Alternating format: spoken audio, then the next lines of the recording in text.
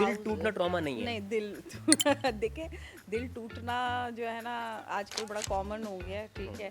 लेकिन ऐसा कुछ नहीं है कि जिस आदमी के साथ आप कभी रहे नहीं, जिसके साथ आपकी कोई बॉन्डिंग नहीं है उस तरह की, तो वो तो मैं तो उसको मोहब्बत भी नहीं मानती हूँ। जब तक आप किसी के साथ रहना नहीं शुरू करते, उसके साथ आपका एक बॉन्ड नहीं होता, किसी को देख के बस जस्ट, तो मोहब्बत मुझे नहीं पता कि वो कौन सी मोहब्बत होती है, लेकिन नॉर्मली वो बस फिल्मों में ही होती है। नॉर्मली जब आप साथ रहना शुरू करते हैं, आपका एक ताल्लुक़ होता है, आपका उसके उसके उनके ऊपर डिपेंडेंस होती है, आपने वक्त गुजारा होता है एक साथ। वक्त गुजारा होता है, अटैचमेंट होती है। ये सब चीज़ें अगर ख़त्म होती हैं किसी स्टेज पे, खुदा न खास्ता कोई डेथ हो जाती है, डिवोर्स हो जाती है, या ऐसी सेपरेशन हो कोई जाती है। सेपरेशन हो जाती है, तो फिर वो वो उसको ट्रॉमा की मैं ट्रॉमा कैटेगरी में। कह सकती हूँ, ठीक है।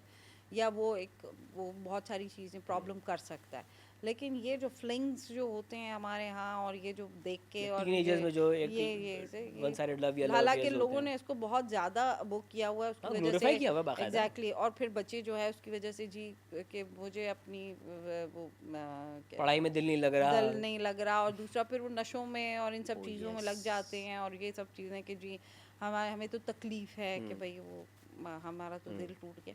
भाई दिल टूटने का क्या, वो ये आप उसको वो कर ही नहीं सकते। और ना सिर्फ एक हम टीनेजर्स को तो मतलब ठीक है एड्रेस कर ही रहे हैं, लेकिन साथ साथ वो लोग जो ऑफिस में जा रहे हैं, ओवर टाइम कर लेते हैं, या कहीं कभी छुट्टी लेट हो रही है तो वो कहता है मुझे ट्रॉमा हो गया है, तो ये भी एक एक्सक्यूज़ बना दिया गया है। यही तो सबसे बड़ा प्रॉब्लम है कि ज़रा सा थोड़ा सा एक्स्ट्रा इनपुट या स्ट्रेस, लोग उसको जो है ना अब बहुत ज़्यादा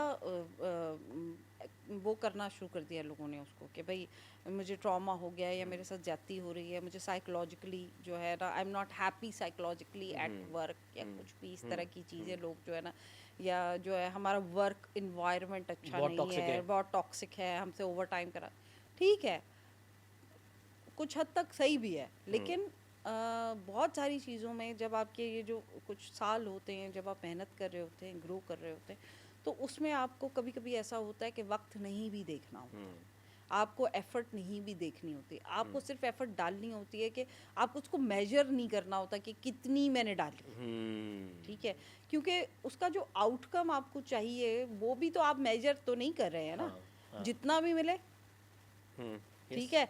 आपने एक बंगले जितनी एफर्ट डाली, आपको 2 मिले, 3 मिले, आप क्या वो नहीं करेंगे दो क्या? वापस कर देंगे। 2 वापस कर देंगे क्या? ऐसा तो नहीं होगा। आपको आउटकम भी अनलिमिटेड इनफाइनाइट चाहिए, मिलता, हाँ ठीक है। तो हाँ। एफर्ट क्यों गिन रहे हैं आप इतनी ज़्यादा? घंटे क्यों गिन रहे हैं इतने ज़्यादा आप? तो दिस इज़ नॉट ट्रॉमा, ठीक है। अगर आपको लगता है कि जो आप एफर्ट डाल रहे हैं उसका आउटकम है, वो आपको ग्रो करने में हेल्प करेगा, वो बेशक आज मैं बहुत मेहनत, या बॉस मुझसे बहुत काम करा रहा है, लेकिन ये मुझे ग्रो करने में, ऊपर मुझे जो है ना वो करने में मेरी हेल्प कर रहा है, और मुझे जो है ना ये मेरे लिए आगे चलकर it will help me to grow in my profession, तो आप उसको इन्वेस्टमेंट माने, ना कि ट्रॉमा माने।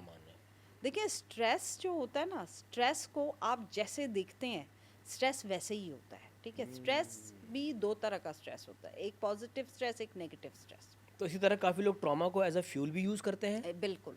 मतलब देखें, नोमेनक्लेचर गलत है कि हाँ, उसको ट्रॉमा तो नहीं ट्रॉमा होता नहीं वो, कहना चाहिए, स्ट्रेस होता लेकिन है। हाँ स्ट्रेस होता है। देखें लेट्स से अगर खुदा ना खास्ता आपने बचपन में कोई इस तरह का ट्रॉमा देखा है कि भाई आपके पेरेंट्स के बीच में ताल्लुकात अच्छे नहीं हैं, या ऐसे कोई मतलब आप टॉक्सिक इन्वायरमेंट में आप बड़े हुए हैं, इस तरह के ट्रॉमाज, अगर कोई हाँ, ये चाइल्डहुड ट्रॉमा है। ट्रॉमाज है, हाँ चाइल्डहुड ट्रॉमाज आपने देखे हैं, और आप जब बड़े होते हैं और आप उस चीज़ को, ज़ाहिर है क्योंकि आपको याद आती है वो सब चीज़, और आपको अफेक्ट करती है साइकोलॉजिकली, और अगर आप उसको एज अ फ्यूल यूज़ करते हैं, ठीक है, कि भाई जो मैंने जो कुछ देखा है, या जो जिस तकलीफ़ से मैं गुज़रा हूँ, या जो भी है, उसको मैं एज अ अपनी ज़िंदगी को बदलने के लिए कुछ मैं उसको मतलब एज अ फ्यूल मैं इस्तेमाल करूँ, या किसी ने अगर बहुत गुर्बत देखी है बचपन में, या मतलब जिसे नहीं कहते हैं, उसको उस ट्रॉमा को, उस तकलीफ़ को, उस फाइनेंशियल जो वो था प्रॉब्लम था जो बचपन में उसने देखा है, या जो उसके अंदर जो लो सेल्फ एस्टीम थी, या जो कुछ भी उसने बर्दाश्त किया उस टाइम में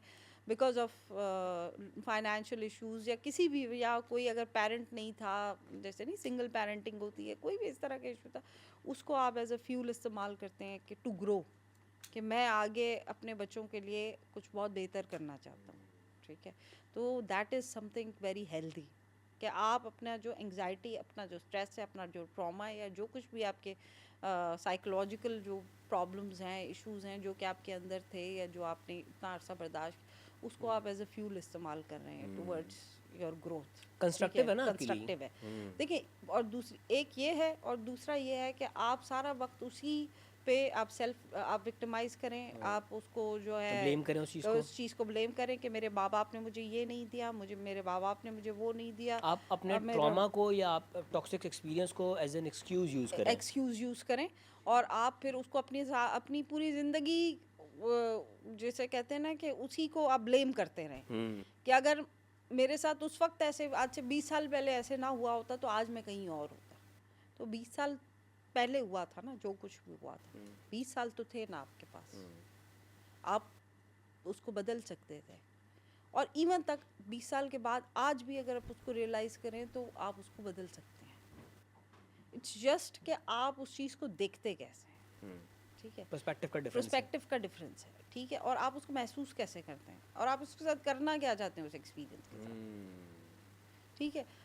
आप लेट्स सपोज किसी ट्रोमेटिक फैमिली से बिलोंग करते हैं जहाँ पे आपके वालिद साहब, आपकी मदर को बहुत मार पीट होती है, जैसे फैमिलीज में डोमेस्टिक वायलेंस है वगैरह ये वो, तो आप उसको देख देख के बड़े हुए, ठीक है, लेट्स से, और आप जब बचपन में आप ये देख रहे थे कि आपकी माँ को मार पड़ रही थी या कुछ, तो आपको बहुत बुरा लग रहा था, ठीक है, और आप ये कहते हैं कि ये इन्होंने हमारे साथ बहुत बुरा किया या ये ऐसा नहीं होना चाहिए, मेरे वालिद साहब बहुत सख्त थे, जो कुछ भी आप अगर लेते उसको लेते।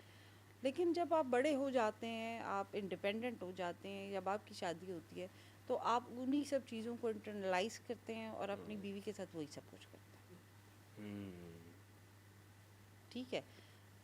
अब देखा, क्योंकि मेरे साथ ऐसा हुआ था तो इसलिए मैं अपनी बीवी के साथ ऐसा कर रहा हूँ, मतलब मेरी माँ के साथ ऐसा हुआ था तो मैं अपनी कि मतलब नेगेटिव अप्रोच के साथ जा रहे हैं नेगेटिव अप्रोच के साथ। और एक अप्रोच ये हो सकती है कि जो कुछ मेरे बाप ने मेरी माँ के साथ किया मैं कभी नहीं करूँगा। यस ठीक है, तो ट्रॉमा के भी दो आउटकम हो सकते हैं, दो लेसन्स हैं आपके दो लिए। लेसन्स हैं कि एक ये कि भाई औरत के साथ किया ही ऐसे जाता है, ठीक है, और दूसरा ये है कि ऐसा नहीं होना चाहिए, जो तकलीफ हमने बर्दाश्त की एज बीइंग चिल्ड्रन या मेरी माँ ने बर्दाश्त, वो कोई और ना करे। ठीक? तो इट्स द वे, देखिए ट्रॉमा तो दोनों सिचुएशंस में हुआ, लेकिन उसका आउटकम तो डिफरेंट है।